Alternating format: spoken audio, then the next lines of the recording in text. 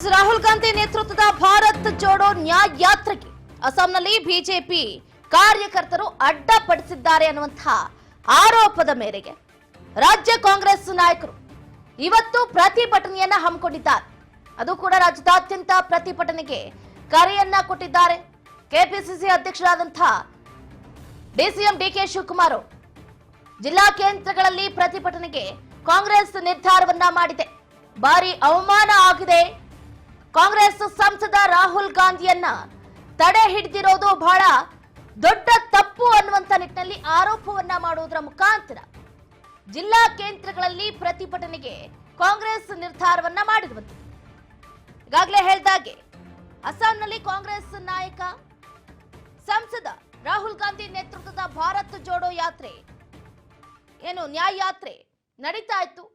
ಆ ಸಂದರ್ಭದಲ್ಲಿ ಅಲ್ಲೇ ಮಾರ್ಗ ಮಧ್ಯದಲ್ಲಿ ಇದ್ದಂತಹ ಶಿವನ ದೇವಾಲಯಕ್ಕೆ ರಾಹುಲ್ ಗಾಂಧಿ ಅವರು ಹೋಗಬೇಕು ಅಂತ ಹೇಳ್ತಾರೆ. ಆದ್ರೆ ಆ ದೇಗುಲಕ್ಕೆ ಬಿಜೆಪಿ ಕಾರ್ಯಕರ್ತರು ಅಡ್ಡಿಪಡಿಸ್ತಾರೆ, ನಿರ್ಬಂಧವನ್ನ ಹೇರ್ತಾರೆ. ಶಂಕರಾದೇವ ದೇಗುಲಕ್ಕೆ ಪ್ರವೇಶವನ್ನ ನಿರ್ಬಂಧ ಮಾಡಲಾಗಿದೆ.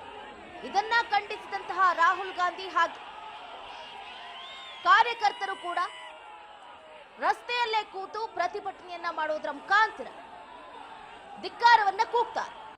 ಒಂದು ಕಡೆ ನ್ಯಾಯ ಯಾತ್ರೆಗೆ ಅಡ್ಡಿಪಡಿಸ್ತಾರೆ, ಇನ್ನೊಂದು ಕಡೆ ಶಂಕರ ದೇವಾಲಯಕ್ಕೆ ರಾಹುಲ್ ಗಾಂಧಿಗೆ ಪ್ರವೇಶವನ್ನು ಕೂಡ ನಿರಾಕರಿಸ್ತಾರೆ. ರಾಹುಲ್ ಶಂಕರ ದೇವರ ಜನ್ಮಸ್ಥಳಕ್ಕೆ ಹೊರಟಿರ್ತಾರೆ, ಆದ್ರೆ ದೇವಾಲಯದ ಆಡಳಿತ ಮಂಡಳಿ ಪ್ರವೇಶವನ್ನ ನಿರಾಕರಿಸಿದೆ. ಈ ಕ್ರಮಕ್ಕೆ ಅಸಮಾಧಾನ ವ್ಯಕ್ತಪಡಿಸಿರುವಂತಹ ರಾಹುಲ್ ಗಾಂಧಿ ಎಕ್ಸ್ ಖಾತೆಯಲ್ಲಿ ಪೋಸ್ಟ್ ಮಾಡಿಕೊಂಡು ಶಂಕರ ದೇವರ ಭಕ್ತಿಯ ಮೂಲಕ ಭಾರತದ ಸಾಂಸ್ಕೃತಿಕ ವೈವಿಧ್ಯತೆಯಲ್ಲಿ ಏಕತೆಯನ್ನ ತೋರಿಸಿಕೊಟ್ಟವರು. ಆದ್ರೆ ಇವತ್ತು ಅವರ ಜನ್ಮಸ್ಥಳದಲ್ಲಿ ನಾನು ತಲೆಬಾಗಿ ಅವರಿಗೆ ನಮಸ್ಕರಿಸುವುದನ್ನ ತಡೆ ಹಿಡಿಯಲಾಗಿದೆ ಅನ್ನುವಂತ ನಿಟ್ಟಿನಲ್ಲಿ ಭಾವುಕವಾಗಿ ಟ್ವೀಟ್ ನಲ್ಲಿ ಬರ್ಕೊಂಡಿದ್ದಾರೆ ರಾಹುಲ್ ಗಾಂಧಿ ಅವರು. ಇದನ್ನ ಖಂಡಿಸಿ ಇವತ್ತು ಡಿಸಿಎಂ ಡಿಕೆ ಶಿವಕುಮಾರ್ ಅವರ ನೇತೃತ್ವದಲ್ಲಿ ಬೃಹತ್ ಪ್ರತಿಭಟನೆಯನ್ನ ಹಮ್ಮಿಕೊಳ್ಳಲಾಗಿದೆ. ಇದರ ಬಗ್ಗೆ ಹೆಚ್ಚಿನ ಡೀಟೇಲ್ಸ್ ಅನ್ನ ಕೊಡ್ತಾ ಹೋಗ್ತಾರೆ ನಮ್ಮ ಪೊಲಿಟಿಕಲ್ ರಿಪೋರ್ಟರ್ ಆದಂತಹ ಬಸವರಾಜ್ ಹೂಗಾರ್. ಎಸ್ ಬಸವರಾಜ್, ನೆನೆ ಅಯೋಧ್ಯೆ ಕಾರ್ಯಕ್ರಮ ಇತ್ತು, ಅದು ಕಂಪ್ಲೀಟ್ ಇಂಡಿಯಾ ಮೈತ್ರಿಕೂಟನೇ ಗೈರಾಗಿತ್ತು. ಇತ್ತ ಶಿವನ ದೇಗುಲಕ್ಕೆ ರಾಹುಲ್ ಗಾಂಧಿ ಅವರಿಗೆ ನಿರ್ಬಂಧವನ್ನ ಹೇರಲಾಗಿದೆ. ಇತ್ತ ಡಿಸಿಎಂ ಡಿಕೆ ಶಿವಕುಮಾರ್ ಅವರು ಅದಕ್ಕೆ ಕೆಂಡಾಮಂಡಲರಾಗಿ ಇವತ್ತು 11:30ಕ್ಕೆ ಫ್ರೀಡಂ ಪಾರ್ಕ್ ನಲ್ಲಿ ಬೃಹತ್ ಪ್ರತಿಭಟನೆಯನ್ನ ಹಮ್ಮಿಕೊಂಡಿದ್ದಾರೆ. ಏನಿದೆ ಹೆಚ್ಚಿನ ಅಪ್ಡೇಟ್ಸ್ ಇದ್ರ ಬಗ್ಗೆ ಅಂತ? ಚಂದ್ರಕಲಾ, ಏನು ನ್ಯಾಯ ಯಾತ್ರೆ ಅಂತಕ್ಕಂಥದ್ದು ಏನು ಎಸಿಸಿಯ ನಾಯಕರಾಗಿರ್ತಕ್ಕಂಥ ರಾಹುಲ್ ಗಾಂಧಿ ಅವರ ನೇತೃತ್ವದಲ್ಲಿ ನಡೀತಾ ಇದೆ.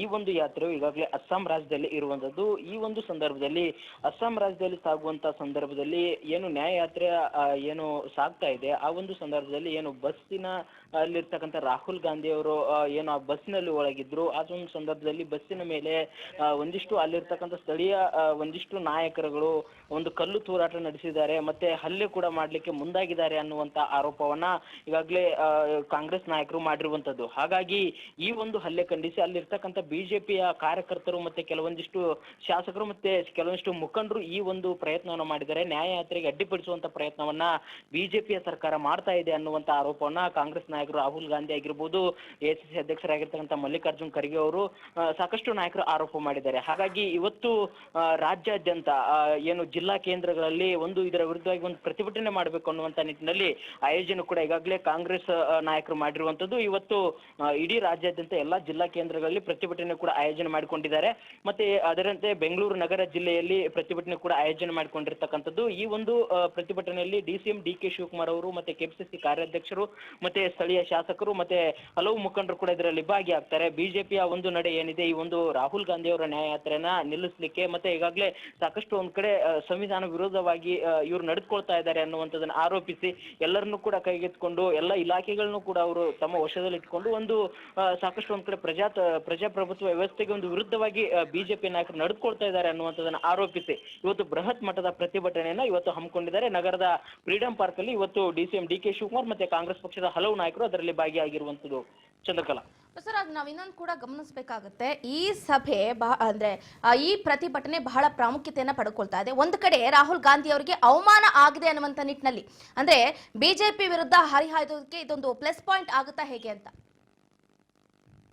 ಚಂದ್ರಕಲಾ, ಖಂಡಿತವಾಗ್ಲೂ ಕೂಡ ಏನು ನ್ಯಾಯಯಾತ್ರೆಯನ್ನ ರಾಹುಲ್ ಗಾಂಧಿ ಅವರು ಮಾಡ್ತಾ ಇದ್ದಾರೆ. ಕಳೆದ ಭಾರತ್ ಜೋಡೋ ಸಂದರ್ಭದಲ್ಲಿ ಕೂಡ ಒಂದ್ ಕಡೆ ಯಾತ್ರೆಯನ್ನ ಮಾಡಿದ್ರು. ಆ ಸಂದರ್ಭದಲ್ಲಿ ಯಾವುದೇ ರೀತಿಯಾಗಿರ್ತಕ್ಕಂಥ ಬೇರೆ ಬೇರೆ ರಾಜ್ಯಗಳು ಯಾವುದೇ ರೀತಿ ಅಹಿತಕರ ಘಟನೆ ನಡೆದಿರಲಿಲ್ಲ. ಆದ್ರೆ ಈ ಒಂದು ಸಂದರ್ಭದಲ್ಲಿ ಈ ಒಂದು ಅಹಿತಕರ ಘಟನೆ ಯಾವ ರಾಜ್ಯದಲ್ಲೂ ಕೂಡ ಆಗಿಲ್ಲ. ಆದ್ರೆ ಅಸ್ಸಾಂ ರಾಜ್ಯದಲ್ಲಿ ಆಗಿರುವಂತದ್ದು ಇದು ಬಿಜೆಪಿಯ ಒಂದು ಪ್ರೀ ಪ್ಲಾನ್ಡ್ ಆಗಿರ್ತಕ್ಕಂಥ ಒಂದು ದಾಳಿ ಅನ್ನುವಂಥದ್ದನ್ನು ಕೂಡ ಕಾಂಗ್ರೆಸ್ ಪಕ್ಷದ ನಾಯಕರು ಆರೋಪಿಸಿದ್ದಾರೆ.